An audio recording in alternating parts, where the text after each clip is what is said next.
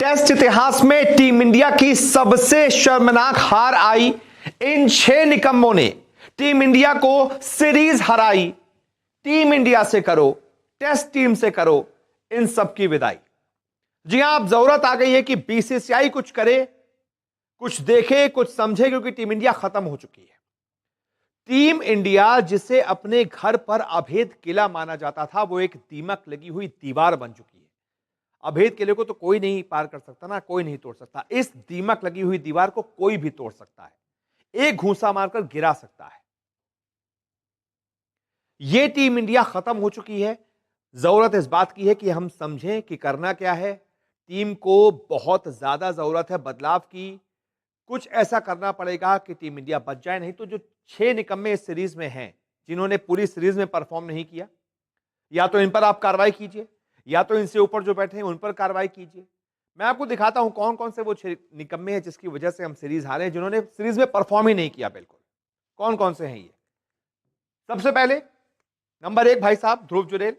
बतौर specialist batsman इनको खिलाया गया था कि इंडिया ए की तरफ से बढ़िया परफॉर्म कर रहे हैं, डोमेस्टिक में अच्छा कर रहे हैं, तो इनको खिलाते हैं, अच्छे फॉर्म में है, बतौर बैटर खिलाते हैं। विकेट कीपर नहीं, बतौर बैटर। ठीक है भाई, सरफराज खान घुइयां छीलते रहे, करुण नायर घुइयां छीलते रहे, चाहे डोमेस्टिक में जितने रन बना ले, उनकी कोई जरूरत नहीं है। ध्रुव जुरेल को खिलाएंगे। क्या किया भाई साहब ने? 2 मैच की 4 पारी, 4 मौके मिले। रन कितने बनाए सीरीज में? सिर्फ और सिर्फ 29 रन। औसत देखिए, घटिया, मात्र 7 का। 14 रन तो इनका बेस्ट था। क्या जिताएंगे ये टीम इंडिया को सीरीज? क्या परफॉर्म करेंगे? खैर, इसके बाद अगले हमारे सीरीज के गुनहगार क्लास केएल राहुल। विदेशों में जाकर तो खूब अच्छा परफॉर्म कर लेते हैं, अपने घर पर इनके बल्ले को सांप सूंघ जाता है। ये देखिए, ये केएल राहुल, मतलब सबसे बड़ी जिम्मेदारी इनके ऊपर थी इस घरेलू सीरीज में, क्योंकि रोहित विराट थे नहीं। इनके ऊपर जिम्मेदारी थी टीम इंडिया को अच्छी शुरुआत दिलाने की। 1-2 अच्छी शुरुआत इनको मिली भी, लेकिन पता नहीं इनको क्या हो गया, कैसे कैसे आउट हो रहे हैं। 2 मैच की 4 पारियों में भाई साहब के बल्ले से सिर्फ 68 रन निकले, जो ये एक पारी में बनाते हैं बड़े आराम से, वो निकले हैं 68 रन 4 पारियों में। 17 का बेहद घटिया औसत, 39 इसमें बेस्ट है इनका। 68 में से 39 तो एक ही पारी में बना लिए थे, बाकी की 3 पारियों में देख लीजिए कितने बनाए हैं, 29 रन। क्या है मतलब, छोड़िए, खैर क्या ही बोलूं इन सबको। तीसरे भाई साहब हमारे यशस्वी जायसवाल। बहुत क्या जैज बॉल खेलेंगे ये, चौके छक्के, इंग्लैंड को एकदम जवाब दे दिया। पता नहीं कितना कितना भाई साहब को चढ़ा दिया गया था, एकदम तान के बैठा दिया गया था 7वें आसमान पर। आ गए जमीन पर, घर पर आए, जमीन पर आ गए। 2 मैचों की 4 पारियों में सिर्फ और सिर्फ 83 रन, जो ये एक पारी में बना लेते हैं। 83 रन। औसत देखिए घटिया सा, 20 का औसत। 58 इनका बेस्ट है, मतलब 83 में से 58 एक पारी में भाई साहब ने बना लिए थे।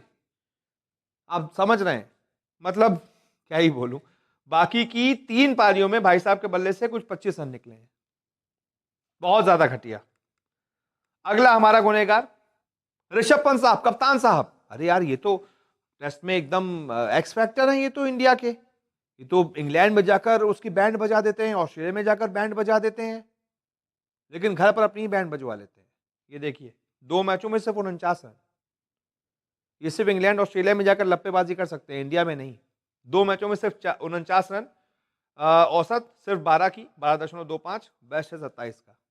ये ऋषभ पंत है हमारे, इस मैच में कप्तान भी थे भाई साहब, जो आज तक नहीं हुआ। 408 रनों से आज तक टीम इंडिया कोई भी टेस्ट मैच नहीं हारी थी भाई साहब की कप्तानी में। जो ये पहली मैच में कप्तानी कर रहे थे, इन्होंने वो रिकॉर्ड भी टीम इंडिया के लिए बनवा दिया।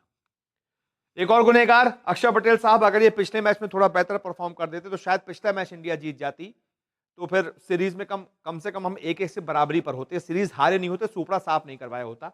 पिछले मैच में भाई साहब ने सिर्फ 2 विकेट लिए। जो स्पिन ट्रैक था, जिसमें अफ्रीका के स्पिनर्स ने हमारी बैंड बजा दी, भाई साहब ने उस पर सिर्फ 2 विकेट लिए, 28 की औसत से, यानी कि 56 रन कम से कम खा गए, तब जाकर 2 विकेट लिए। क्या फायदा उसका? मैच इंडिया हार गई थी। ये थोड़ा बैटिंग में भी थोड़ा परफॉर्म कर देते तो इंडिया जीत जाती। और इसके बाद अगले गुनहगार हैं हमारे नीतीश कुमार रेड्डी साहब। ये पता नहीं ये क्यों आए थे खेलने के लिए, एक मैच 10 रन क्यों आए थे ये, मतलब क्या करने आए थे, इनको क्यों खिलाया गया था? दोनों पारियों में भाई साहब ने सिर्फ 10 रन बनाए हैं, सिर्फ और सिर्फ 10 रन। दोनों पारियों में बॉलिंग की कुछ 5-6 ओवर पहली पारी में किए, 4 ओवर दूसरी पारी में किए, कोई विकेट नहीं मिला, विकेट लेस रहे और मैच में कंट्रीब्यूशन दिया सिर्फ और सिर्फ 10 रनों का। क्यों इनको खिलाया गया था, समझ से परे है। ये भी एक गुनहगार रहे हैं इस मैच को हराने में, बहुत बड़े जिम्मेदार रहे हैं।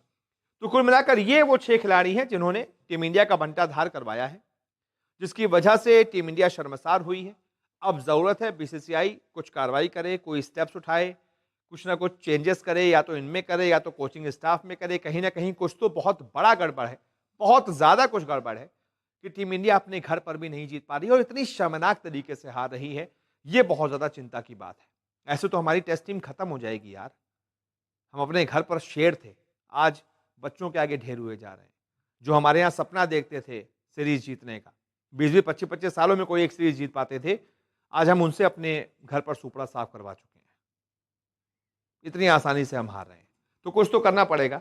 आप बताइए इस बारे में आप क्या राय रखते हैं, क्या बदलाव होने चाहिए। इस वीडियो को देखने के लिए बहुत बहुत शुक्रिया।